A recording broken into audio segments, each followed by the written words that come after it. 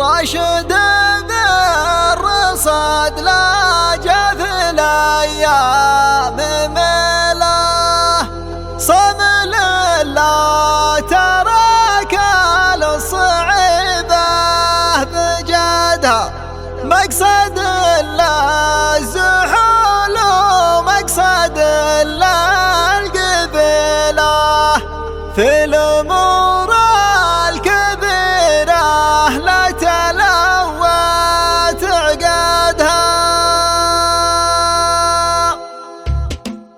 مرت من خيال العز قبا وصله في ملسال صايل تفهق الريح يدها التلذع وكانها فقحة بالمليلة لو عليها الشكايم ما تردى جهدها بنت رجال تبحى بالوصوف النبيلة طايلة باع بالمركب عجل هددها حرة يا عربية مثل لون المخيلة نادر من مرابط هذه بلين عددها ما تقعد إلا للي يرتكي له الثقيلة فزعة الضايق اللي بايت ما وجدها راشد بالرصد لجاث الأيام مله صام لله ترى كان الصعيبة بجدها مقصد له الزحول ومقصد له القبيلة فالأمور الكبيرة لا تلوت عقدها من شبابه وعينه للعلوم الجزيلة وعادة الضر كسب الطايلة لا وردها وفي بالمواقف والجمايل حصيلة يا عسى سنينه أطول ما يكسر مددها من سلايلها للدقلة يمن وهيلة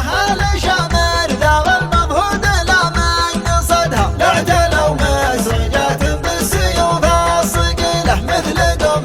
من المنشيدة هذا رعدها هم هل الجبة خاني والجموع المهيلة هم هل الفزعة اللي ما يخيب وعدها درعية وسندها بالفعول الجليلة كل ما ثارت الهجا وشبت وقدها مرت من خيال العز قبا وصله في ملسال صايل تفهق الريح يدها التلذع وكانها فقحة بالمليلة لو عليها الشكايم ما تردى جهدها بنت رجال تبهى بالوصوف النبيلة طايلة باع بالمركب عجل هددها حرة يا عربية مثل لون المخيلة نادر من مرابط هذه بلين عددها ما تقعد إلا للي يرتكي له الثقيلة فزعة الضايق اللي بايت ما وجدها راشد